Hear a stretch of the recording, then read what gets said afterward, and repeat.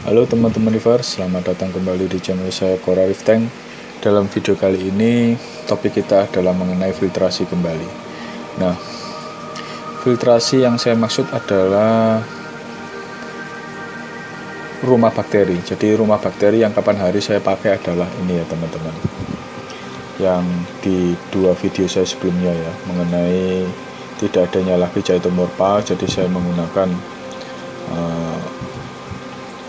Continuum Festive Post W untuk serap postpart, dan sebelumnya di sini yaitu saya pakai ini teman-teman, yaitu Continuum Exodus Nitric khusus untuk rumah bakteri untuk nitrat yang sudah direndam atau sudah ada di sulfur sebagai makanan, sumber makanan bakteri anaerobik, yaitu bakteri khusus untuk pemakan nitrat yang kita kenal selama ini ya. Nah,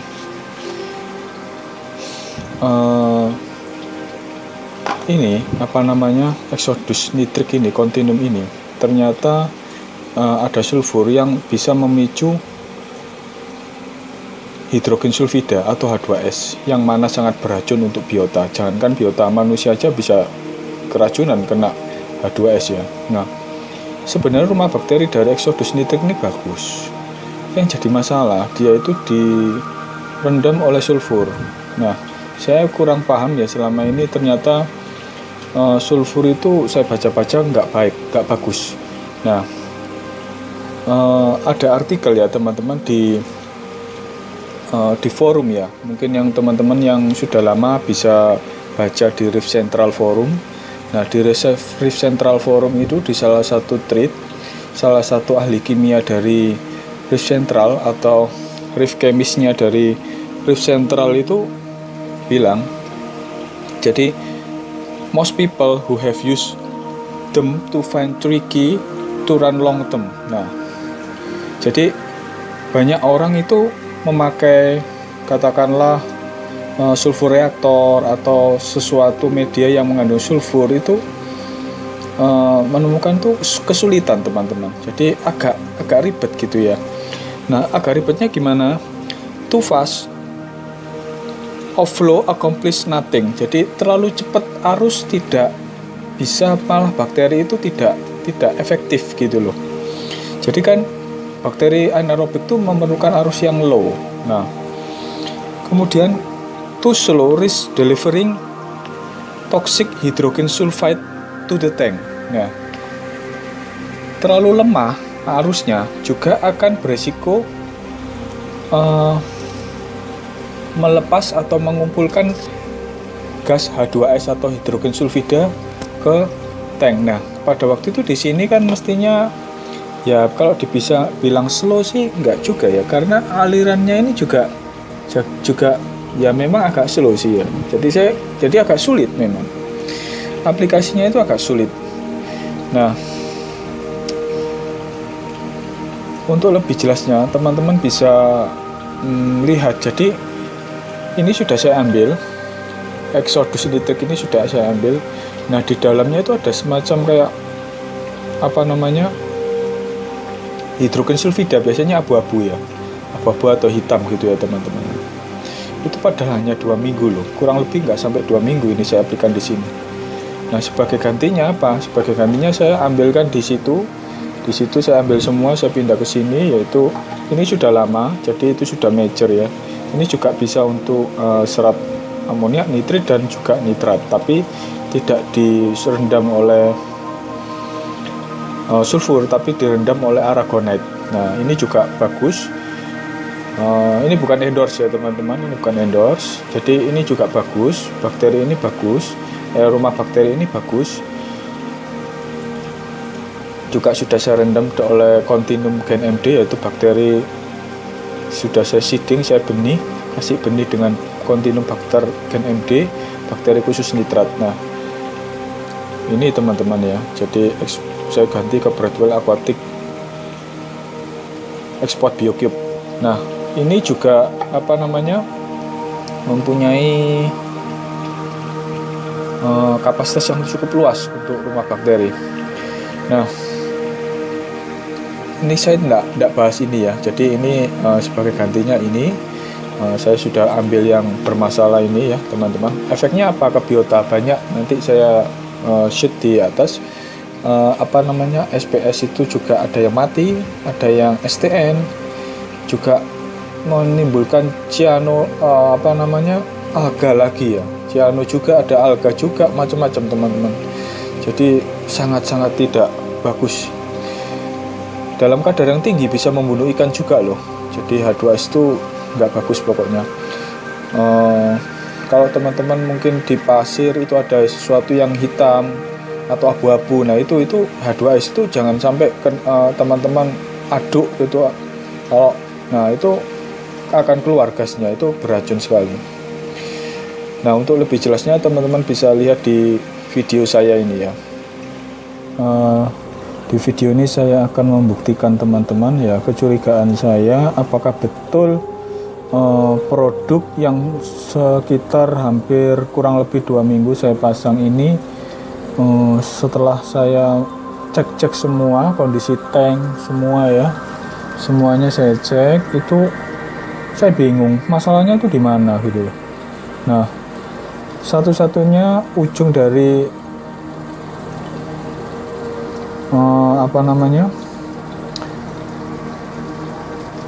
penelitian saya ini, akhirnya saya jatuhkan masalahnya kemungkinan ada di filtrasi ini. Nah, filtrasi ini adalah Continuum Exodus Nitric. Produknya seperti ini teman-teman. Jadi Continuum Exodus Nitric. Sebenarnya sih dia secara umum rumah bakteri ini yang sampingnya ini bagus ya teman-teman, nggak ada masalah, ini udah lama. Ini Bradwell Export Biocube. Sebenarnya ini pun tidak ada masalah. Continuum Exodus Nitric ini nggak ada masalah. Nah, ini nggak ada masalah. Yang menjadi masalah, kecurigaan saya, ya semoga ini benar ya. Saya belum mengambil dari bakteri ini. Setelahnya saya cek semua kru ini, teman-teman lihat tuh banyak yang ujungnya itu putih-putih teman-teman ya. Ini sudah banyak, ada beberapa korban. Ini yang kolang-kaling kembang ini tidak mau mekar ya. Pokoknya banyak korban, sudah ada 4 akro yang saya buang.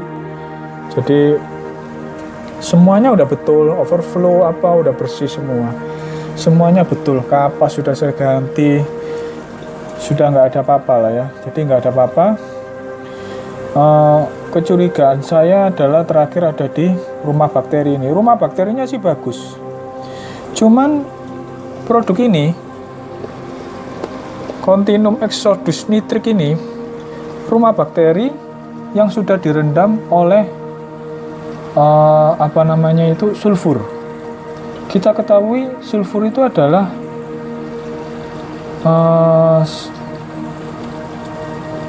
sulfida. Jadi dia untuk memicu bakteri itu berkoloni. Jadi sulfur itu merupakan makanan untuk bakteri anaerobik. Nah, dia bakteri anaerobik supaya cepat berkoloni diceluplah sulfur. Nah, seperti ini ya teman-teman. Contoh dari sulfur biasanya berwarna kuning. Nah, seperti teman-teman lihat, ini kan ada warna kuning nih. Nah, ini adalah sulfur. Nah, sebentar ya, biar lebih fokus. Nah, seperti ini ya, ini ada kuning-kuning titiknya ini. Sebenarnya sih cara penempatannya udah betul.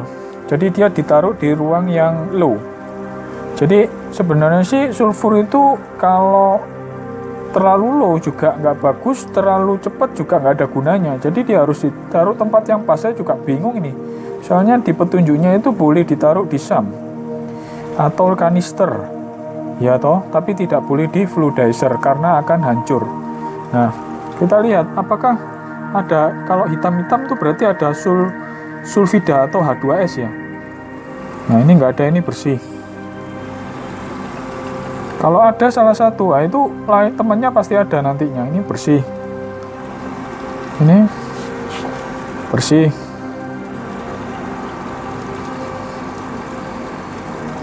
Ini bersih. Berarti belum terkontaminasi gitu ya. Bersih, bersih,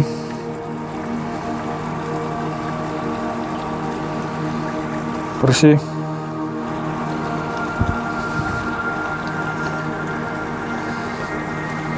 Bersih ya teman-teman ya, masih bersih. Ini ya bersih, bersih. Nah ini mulai teman-teman ya. Kita lihat ya, ini beracun ini, hidrogen sulfida ini ya, ada abu-abu ini ya di pojoknya ini. Nah mulai itu teman-teman, ini ya masih bersih. Ini bersih nih. Bersih juga.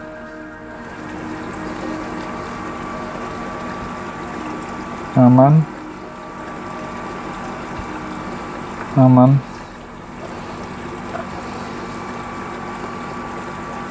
Aman.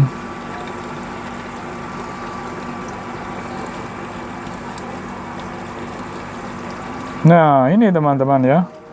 Teman-teman bisa lihat ya, ini adalah hidrogen sulfida.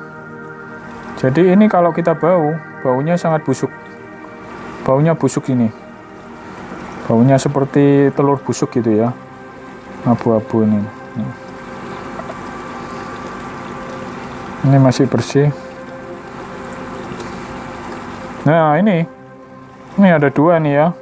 Dan teman-temannya pasti akan nyusul tuh. Pasti akan menyusul. Hidrogen sulfida ini, lah ini ada lagi. Ini beracun teman-teman ya. Sangat beracun ini untuk terumbu. Nah ini masih bersih. Ada 3 tadi ya. Jadi seperti itu teman-teman. Nah seperti itu teman-teman ya. Jadi untuk teman-teman lihat, sudah lihat videonya. Jadi seperti itulah kondisi fisik terakhir sebelum saya ambil, yaitu ini Continuum Exodus Nitric.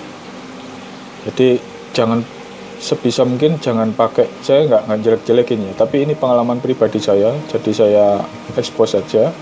Jadi memang kurang bagus, pokoknya Continuumnya bagus, tapi rumah bakterinya bagus, tapi jangan menggunakan yang ini ya, tipe yang mengandung sulfur teman-teman, sangat beresiko. Jadi sangat beresiko. Ada orang yang bisa ya pakai reaktor sulfur reaktor tuh bisa, mungkin dia setelannya pas. Nah kalau ini kan aplikasinya memang ditaruh begini di SAM bisa, atau di fluidizer juga nggak boleh. Ini harus ya seperti ini sudah benar, saya baca udah benar aturannya, tapi ya itulah akibatnya seperti itu. Nah untuk lebih jelasnya seperti ini teman-teman, untuk kondisi di tank ya. Nah seperti ini teman-teman, yang teman-teman lihat kolang-kaling kembang ini seperti ini. Nah, ini efek dari hidrogen sulfida ya, cianonya masih ada. Kemudian juga ada akro yang agak-agak sekarat ya, dan beberapa sudah saya buang, ada 4 atau 5 itu sudah saya buang.